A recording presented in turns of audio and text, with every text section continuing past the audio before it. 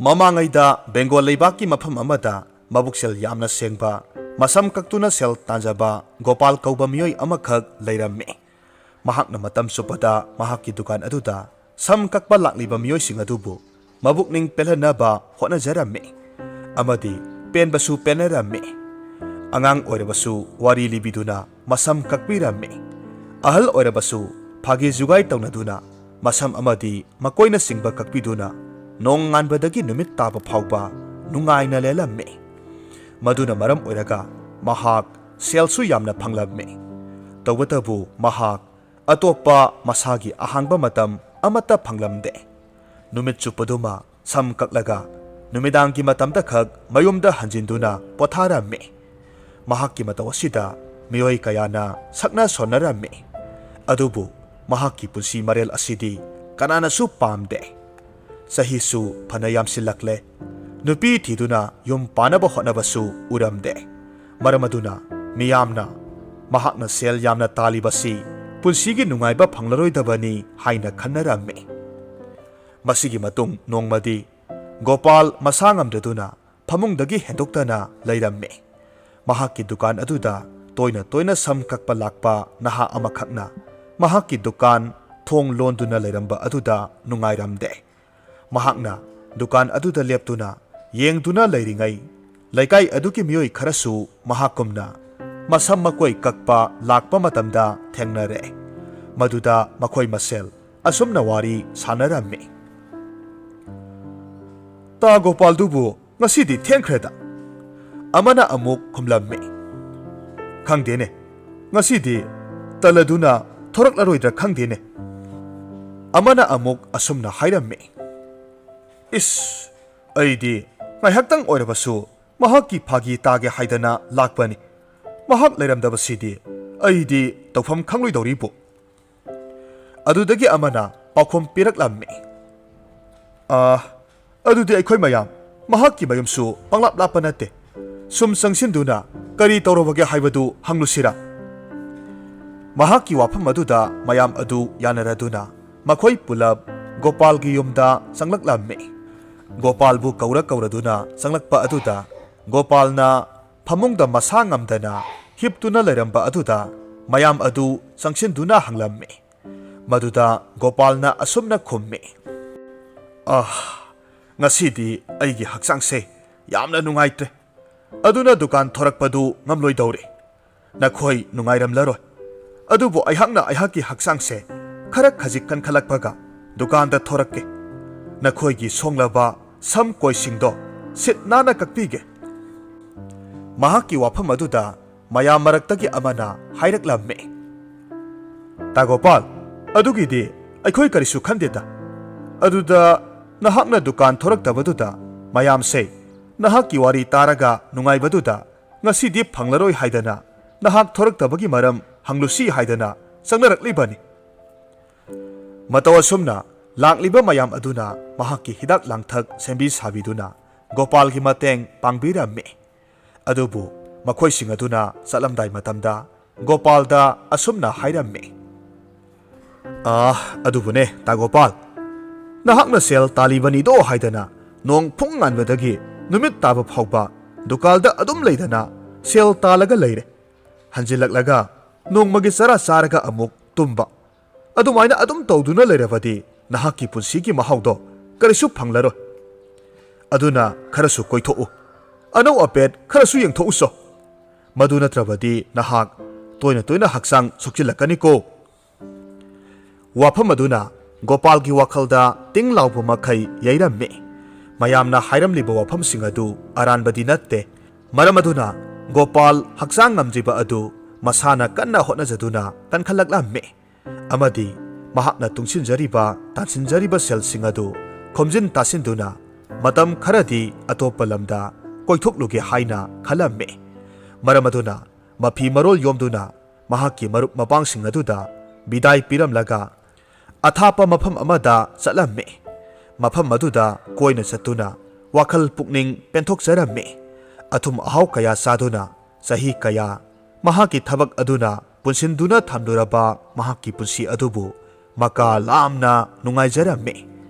ꯑꯗꯨꯕꯨ ꯅꯨꯡꯉꯥꯏꯕ ꯃꯤꯀꯨꯞꯅ ꯌꯣꯝꯂꯤꯉꯩ ꯒꯣꯄꯥꯜ ꯃꯍꯥꯛꯀꯤ ꯁꯦꯡꯒꯥꯎ ꯑꯗꯨꯗ ꯁꯦꯜ ꯑꯃꯠꯇ ꯍꯦꯛ ꯌꯥꯎꯔꯝꯗ꯭ꯔꯦ꯫ ꯃꯇꯝ ꯑꯗꯨꯗ ꯒꯣꯄꯥꯜ ꯌꯥꯝꯅ ꯆꯥꯎꯕ ꯑꯁꯣꯏꯕ ꯑꯃ ꯇꯧꯈ꯭ꯔꯦ ꯍꯥꯏꯅ ꯈꯪꯂꯛꯂꯝꯃꯤ꯫ ꯃꯇꯧ ꯀꯔꯝꯅ ꯃꯍꯥꯛ ꯌꯨꯝꯗ ꯍꯟꯒꯅꯤ ꯈꯜꯂꯨꯕꯗ ꯋꯥꯈꯜ ꯌꯥꯝꯅ ꯋꯥꯔꯝꯃꯤ꯫ ꯃꯍꯥꯛꯅ ꯈꯜꯂꯤ, ꯏꯁ, ꯑꯩꯗꯤ ꯀꯔꯝꯅ ꯌꯨꯝꯗ ꯍꯟꯅꯤ? ꯍꯔꯥꯎꯔꯤꯉꯩ ꯅꯨꯡꯉꯥꯏꯔꯤꯉꯩ ꯑꯩꯍꯥꯛꯀꯤ ꯁꯦꯜ ꯄꯨꯝꯅꯃꯛꯇꯤ ꯂꯣꯏꯊꯣꯛꯂꯝꯂꯦꯗꯅ꯫ ꯋꯥꯈꯜ ꯑꯁꯤ ꯈꯟꯅ ꯑꯁꯨꯝ ꯂꯥꯛꯄ ꯃꯇꯝꯗ ꯌꯥꯝꯅ ꯊꯥꯖꯗꯅ ꯋꯥꯈꯜ ꯑꯃꯈꯛ ꯃꯉꯣꯟꯗ ꯂꯥꯛꯈꯤ꯫ ꯊꯤꯟꯊꯕ ꯇꯧꯗꯅ ꯃꯌꯥꯝ ꯇꯤꯟꯕ ꯃꯐꯝ ꯑꯃꯗ ꯆꯪꯁꯤꯟꯗꯨꯅ ꯁꯟ ꯒꯥꯔꯤ ꯑꯃꯒꯤ ꯃꯊꯛꯇ ꯀꯥꯈꯠꯂꯝꯃꯤ꯫ ꯃꯌꯥꯝ ꯇꯥꯅꯅꯕ ꯂꯥꯎꯔꯝꯃꯤ, ꯃꯌꯥꯝ ꯄꯨꯝꯅꯃꯛ ꯇꯥꯕꯤꯌꯨ, ꯑꯩꯍꯥꯛ ꯃꯤꯇ꯭ꯔꯪ ꯍꯩꯕ ꯃꯤꯑꯣꯏ ꯑꯃꯅꯤ꯫ ꯍꯌꯦꯡꯗꯤ ꯑꯩꯍꯥꯛ ꯃꯐꯝ ꯑꯁꯤꯃꯛꯇꯗ ꯌꯥꯝꯅ ꯑꯉꯛꯄ, ꯃꯌꯥꯝꯅ ꯑꯃꯨꯛ ꯐꯥꯎꯕ ꯎꯗ꯭ꯔꯤꯕ ꯃꯤꯇ꯭ꯔꯪ ꯑꯃꯈꯛ ꯄꯥꯡꯊꯣꯛꯀꯦ ꯍꯥꯏꯅ ꯈꯜꯂꯤ꯫ ꯑꯗꯨꯅ ꯇꯤꯟꯕꯤꯔꯤꯕ ꯃꯤꯌꯥꯝ ꯄꯨꯝꯅꯃꯛ ꯑꯩꯍꯥꯛꯀꯤ ꯃꯤꯇ꯭ꯔꯪ ꯑꯁꯤꯕꯨ ꯍꯦꯟꯅ ꯃꯄꯨꯡ ꯐꯥꯍꯟꯕꯤꯅꯕ ꯑꯗꯣꯝꯒꯤ ꯈꯪꯅ ꯆꯥꯟꯅꯕꯁꯤꯡ ꯃꯤꯇ꯭ꯔꯪ ꯑꯁꯤ ꯌꯦꯡꯕꯗ ꯁꯔꯨꯛ ꯌꯥꯍꯟꯕꯤꯌꯨ꯫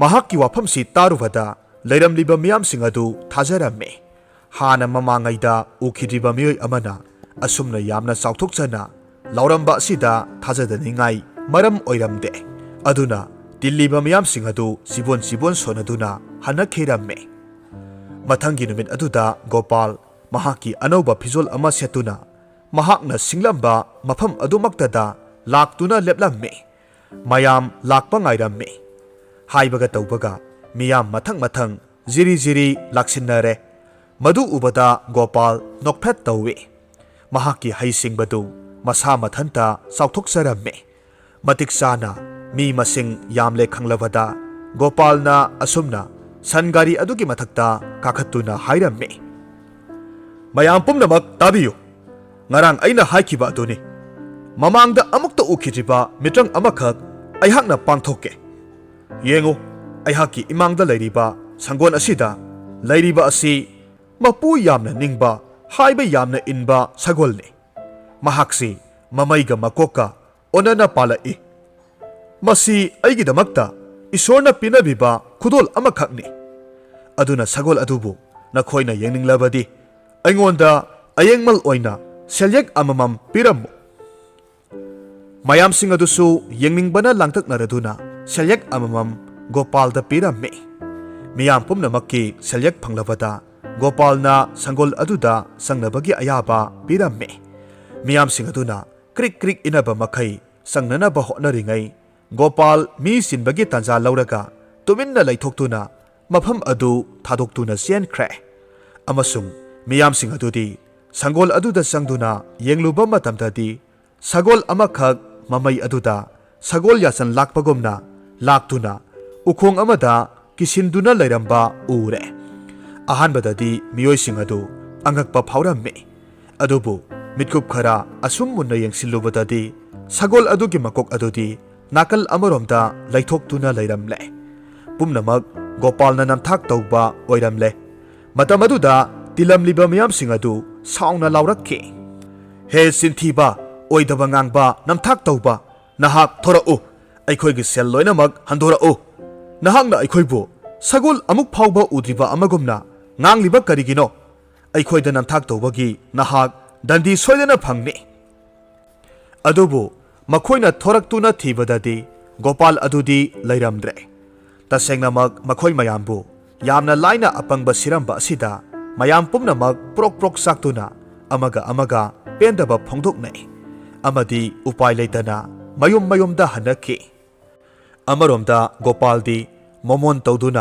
ಮಹಾಕಿ ಪೈರಕ್ಕಿ ಲೌಸಿಂಗ್ನ ಇರೈ ಲೈನ ಸೆಲ್ ಮಯಾಂ ತಾಂದುನ ಹಲಕ್ಲೆ ಹಾಯ್ನ ಖಂಜರಮ್ಮಿ ಮಹಾಕ್ ಹಲಕ್ಲೆ ತಾವದ ಮಹಾಕಿ ಮರಂದ ಮದುಗಿ ಮರುಪ್ ಮಪಾಂಗ್ಸಿಂಗ್ನ ಹರಾವ್ ತಯಾಮ್ನ ಒಕ್ಲಮ್ಮಿ ಅಮದಿ ಮಹಾಕಿ ಖೊಂಚತ್ ಅದುಗಿ ಮತಾಂಗ್ದ ವಾರಿ ಪುಮ್ನಮಕ್ ಲೀದುನ ಮಯಾಂ ಅದುಗ ಪುಕ್ಮೆನ್ ಪಾವ್ಮಿನ್ನರಮ್ಮಿ ಅದುಬು ಮಹಾಕಿ ವಾರಿಸಿಂಗ್ ಅದು ತಾರುಬ ಅಮದಿ ಮಹಾಕಿ ಹೈಸಿಂಗ್ಬ ಅದು ಮುನ್ನ ಖಂಗ್ಲಬ ದಾರ್ಸಿನಿ ಕೌಬಿ ಲೈಸಾಬಿ ಅಮನದಿ ಮಹಾಕ್ಪು ಲೋನ ಪಾಮ್ಜರಮ್ಮಿ ದಾರ್ಸಿನಿನ ಲೋನ ಯೆಂಗ್ಬ ಅಮದಿ ಗೋಪಾಲ್ಗಿ ದುಕಾನ್ದ ಅಯಾಂಬ ಮತಂದ ಲಾಕ್ತುನ ಮಯಾಂ ಮರಕ್ತ ತಿಂದುನ ಲೈರಕ್ಪ ಅಸಿದ ಗೋಪಾಲ್ನಸು ದಾರ್ಸಿನಿಗಿ ಪುಕ್ನಿಂಗ್ಬು ಖಂಗ್ಲಕ್ಲಮ್ಮಿ ಮಖೋಯ್ ಅನಿಗಿ ಇಥಕ್ ಇಪೋಮ್ ಅದು mayamnasu khangbiduna makhoi anibu luhongbirami matamgi matung inna makhoi anigi nungsiraba masanupa amakhak phangjarami adubu laibak thibadi makhoigi masanupa tomal adudi asukki matik wakhal loksing leitaba apangba angang ama oirami mama amasung mapana kayarak hanna hai singnanaba takpi tambirabasu tomal mama puknungki yaurakpa apangba haibagun asina ngamkhibadagi adumak apangba angang oirami matau karamna mahakna urep uyung tamhogani khaluvada mapa Gopaldi wakhal yamna warami phana hainanaba singnanaba takpi tambirabasu mayadrabada Gopal wakhal lainana maram oiraga taibangpal thadokki matam asidasu masanupa tomal karisu nasungba laikhide adubu masanupa gidamak khanjabada wajaraba mama Darshini di thamoi yamna kairammi loksing kaya kaya tambiba lepte adubu nongmadi masanupa asi hai singlakhini khanduna wakhal khajik sauthoksaduna hinglammi nongmadi mahakki masanupa tomalna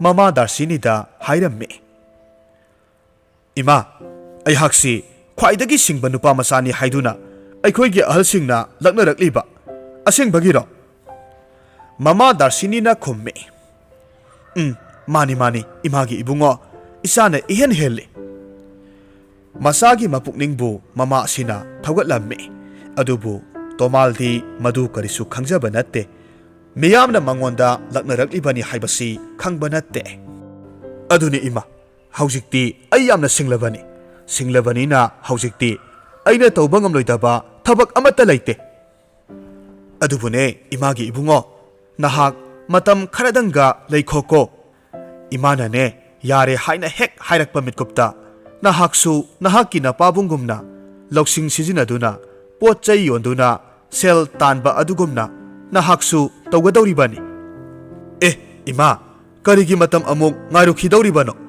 ngasimak ai potchai yonduna sel taluge kadai ima aingonda pot piyu kaithel kaduna yonduna sel taluge asi haiduna tomal imungda yonba yaba potchai koithi thiramme mama Darshini na hoi mai haiba nangringai khohi safu adu thangdoraklamme aduga tomal na hairakki ima ai mase kaithelda yolurage masina aigi ahanba thabak oirage masanupagi ningai adu themba yararoi khangladuna upai leitabadagi Darshini na asumna hairamme phare imagi ibungo nahakna madu yologe hairabadi satlo yoluro adubune mina nangonda wahang pahungdi tohanganu ko Darshini na asumna hairiba asi masanupa asi pangbani na mina mangondagi selgi namthak tawramgani haina pakhatchabagini adubu masidi tomalna khangbanate mahakti khohi safu adu puduna kaithel kakhiramme kaithel yorobada mahakki khohi adubu laibinaba koirau lauramme mahakki mato aduda miyoi kayana mahakki khohi adu mamal kayano hangluba matamda mahakki mamana sinarakpa wafam adu ningsinglaktuna asumna khomme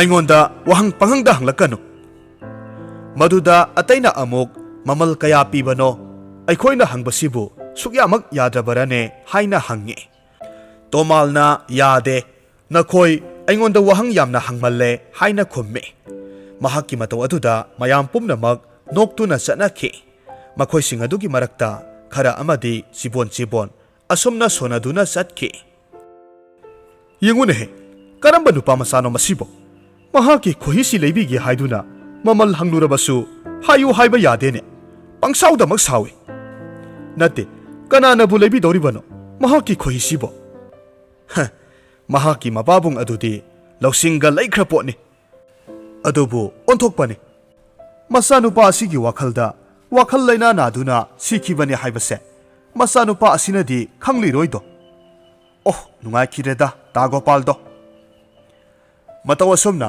tomalna yoliba khohi adu kanamatana leiramde upai leitaduna tomal mayum maikai panglaklamme kokthakta khohi safu adu thongatuna asum lakpa matamda ujau amagi usada khoi mahum amada khoi mayam singna omsinduna leiba ama thengnarame mahakki khohi adu ubada khoi mayam sing adu mathaktagi paitharakduna khohi safu aduda ngarang ngarang ngangduna pairame matam aduda tomal haraurame kokthakdagi safu adu thangthaduna asumna hangi nakhoibu khohi si pambra nakhoibu khohi asi aingonda sel piduna leige hairibro adubu mahakna hariba adudi mirol khangdaba khoising adunadi ngarang ngarang adumak ngangduna paiduna leirame maduda tomal khoising adu leimaida haidoktuna asumna hairame yengutu nakhoida aina khoising ase pirabani aduga masiga sanaba seldo aingonda piro asumna hairabasu khoising adudi leimaida haidoktuna tariba khohi aduda tongduna adumak leirame karigumba pakhum amatadi phangde tomal amukasu asumna hairakhi phare hojik makidi nakhoi sel amata yaude haibase ai khangle aduna nakhoida ai sayol amagi matam thage matam adu yorakpada ai mafam asida soidana lakani maduda nakhoina aige sel singdo pigadabani asi hairamduna tomal mayomda halakle mahakna mahakki mamada khohising adu khoisingda yolamle sayol ama leiraga sel laurugadabani haiduna harau harau tamjarame adubu mama darsini nadi karigumba amata khumlamde tomaldi nungaiba wakhalda tauduna sayol amadu karam kanda yorakadoribano khanduna khawrang na ngairamme sayol ama hek phaba numit asida tomal mafi marol setuna mahaki khohigi seldu lauba lakle matam asidasu khoi mayam singadu leimaida haidoktuna leiriba khohi aduda tongduna leiramme madu ubada sangsinduna tomal na hangloi hojikti thanakhiba matam yorabanina aihaki seldo piro adubu khoi mayam sing adudi mirol khangdabanina tuminna adumak leiramme matau aduda tomal saurakladuna khudombi singduna hairamme nakhoina aihaki sel piyu yadrabanina hojikti leibaki angambada taktuna nakhoibu cherak phangangani khangu asumna tomal leibaki angambagi manak tamna salamme khoyam singaduki matau adu khallu khalluraga prok prok sakna adum laklamme tomal angambagi manakta angamba aduki mayom yorabada manakta sangsinduna mahaki wakat adu thangatlamme tomal na hairamme angamba aihaki ifamdagi khoyam singna aigi khohi safu ama lobikhraga hojikna madugi mamal ado piro haibada thoksadana lehore adusu sayol amagi matam thanaduna lakpani mahaki wafam aduda tomalgi wakhal yaudaba adu khangladuna angamba adu hauna mabuk paiduna nokthorakle nokna tomalda hairamme hai aihakna nangonda hiram asigi matangda hayo hairabadi nahakna hek thengnaba khoi kudingmak khupakna thaduna mathoi lo madhu nattanadi nahakki pendabado kokani haiba thajade apangba tomalnadi hairiba wafam adusu thajaramme matam aduda khanghodana haing khoi amakhak mafam aduda paisilaktuna angamba adugi manaton aduda tongkhre madu hek ubumaktada tomal songsilakhe angamba adugi mamai aduda akanba khupak amana thajillame amuk thabada palhodabada haing khoi adubu pananaba hanjin angamba adugi mamaida khupakna tharamme matam aduda saina phanglaba angamba adu mai haubu makhai sauraduna hairakhe is natonga loina gairaduna hai nakbu karamba miyoino nahaki afaba takpiraga aingonda osilakliba sibo tomalna khumlaklamme waru biganu angambagi maida tongliba haing khoi adubu aine laman khumnanaba hotnarure hai adubu haiba nang kharasu yenganga toba yaidana tomalna khumme ngakpiyo angamba aihak soikre matungdadi angambada hana hangjaramge khupakna thadringai angambadu tomalgi maong aduda manaruduna kanade mahak oina awafamda tahogani haibasi khaladuna loinana madugidamak atopa miyoi ama phaupa hatpa ngamgani haina khalamme maramaduna thiam nauduna thadokhrage khalamme Hayu, nahaki seldu kayam yambano. Tomal na hairami. Lupa sahum tamakni. Angamba aduna mahaki purit kaudagi, lupa sahum adu piraduna, yamna thuna mafam adu thadok tuna satkina ba hairami. Tomal harau mayum halakle. Handaksu mahakna mahaki mama darsinida, matau karamna sel singadu panglakhibano tamlamme. Adubu mahaki mama adunati, matungda amuk hanna, asigumba thabak asi mahaki masanupa asida, sinaba yadre haina khalamme. Asumna, lupa sahum aduna makoy ani, matam kharadi, asa athak watana lelaklamme. Adubu, aroiba naiba lanthum oibana, asum loisilakpa asidadi, darsini awaba ama oire. Nongmadi Tomal, ayuk anganwada yamna harauna, mama darsinida asumna hairaki. Ima, aikoi soidana nungairagani.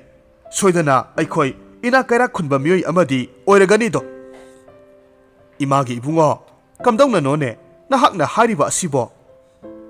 Ima, ayhaki ngarangi manglanda, mafam asidagi, khongkap lising tara satlaga leiba, urok thong aduda satuna, thong aduda leirabadi, soidana ay ina khulakani haiduna, muni amakhakna taklammi. Ibungo, madudi manglan haibaduni, manglan haibasidi mangni. Mado, taibangda thokba hauna dene. Adu oirasu ima, aidi mafam aduda satuna, soidana yengluni ngasi. Masagi ningai adu themba yararoi khanglabada, masagi maraibak yengjarasanu khaladuna, karisu athingba piramde. Asumna Tomal mahaki mangtak adugi matung inna, urok thong adu thiba lakle. Masinda amata sithadana, khongkap masing thiduna asum lakpa matamda, khongkap masing lising tara, sab sana yauraduna, urok thong ama thengnare. Maduda harauraduna, Tomal urok thong aduda hangat handa satpa sanaduna, mahak ina khunba misak ama, oirakani haiduna ningduna leire. Mahaki matau aduda, mafam aduaida sadanba lakpa nupa ama, sangsilaktuna asumna hanglakhi. Nupa masa, nahakpu mafam masida kari toromlibano, kana ngaribano. Nahak na ngasaidagi, pung ahum mari, urok thong asida hangat handa satuna leiriba asibo. Tomal na kumlamme. Aina saliba asigi maramdi, ayhaki manglanda, mafam asida leirabadi, ayhak soidana ina khulakani haiduna takpiramme. Madugidamak ayhak mafam asida hangat handa satuna sanaribani. Mahaki wafam aduda nupa adu nokningba phawramme. Adubu wakhal thianba apangba nupa masani khangladuna, nupa aduna asumna hairaki. Yengoi, aikoina thabak suduna kanna hotnaraga sel talaba kanda ina khulai haibadi leido. Adubu asumna nahakna hangat handa satlaga ina khulakani haibasidi aidi amuktabu takhidrine. Tomalna hairamme. Adubu ayhakti soidana ina khuladabani. Phare adudi pamasa nahakna madu yawna thazarabadi satlo ayhaksu sa tanba satlurage ko. Hoi phagani yamba. Nupa adu khongkap amani sathokluraga amuk hanjilaklamme. Tomalda hairamme. Ihe nahaki wafam asida ayhakisu wafam amakhak nisinglaklе. Manglan haibasidi manglani. Manglanga taibanga mari leinaba natedo. Nongmasu ayhaki manglanda urok thong asigi aroibada hauriba ujaw asigi makhongda sanana pik thana yawba safu amakhak leibani haidana hairamido. Adubu madu manglani haidana aidi nongmata maduda thoksarude. Nahaksuni khalluni. Mafam asidabu kanana laktana sanana pik thana yawba safu ama thamnamgadoribano. Tomalna hairamme. Adubu ayhakti madu ayhaki manglanda takpiramba oirabadi satuna yengluni. Phare nahakna khanjariba adumak hek thongba oijaro. Nayambadi chatlage ko. Asi hairamduna sadanba nupa adu makutta tenjai paiduna umanglomda adum sangsinkhre. Tomaldi mahakna hariba wa aduda ungduna lehawi. Mahaki manglan aduda hairamba sana yawba safu adu leiramgadra haina khanduna ukhong adu tamna sangsillamme yamna thajadaba maungda ukhong aduda makhum setna khumba chapu amakhak lottuna leiramle madu tomalna hangduktuna yenglobada sanagi likkon kaya marum yauramle madu hek ubada yamna ngakna masinda solle is kayada sumkhraba manglano aihaki manglanda aihaksi mafam asida laklabadi ina kara khungani haibase kayada sumkhrabano oh iyamba adusu mahaki manglan aduda takpirambado mahakna asengbamakni haina khalamlabadi mafam asida laklamlabadi mahaksu aigumna harauramgani ko tomal mahaki manglan adu awoiba makki mangphangnare khaladuna yamna harauna mayomda halaklamme handaksu mahakna thengnarakhiba pumnamak mahaki mama aduda tamlamme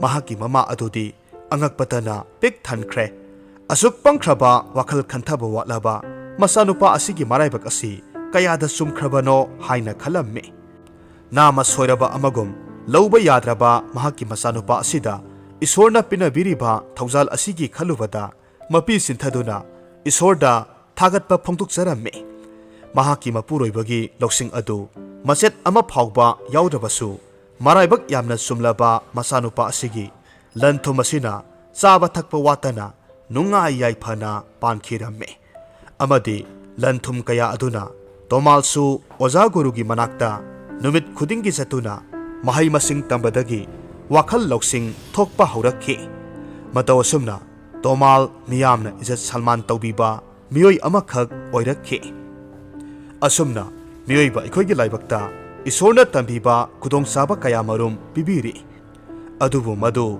aikhoina khangdoknaba thidoknaba nongmata hotnade madugi mahut laibak thiba mapok amani haiduna isana isagi laibakta tasinnai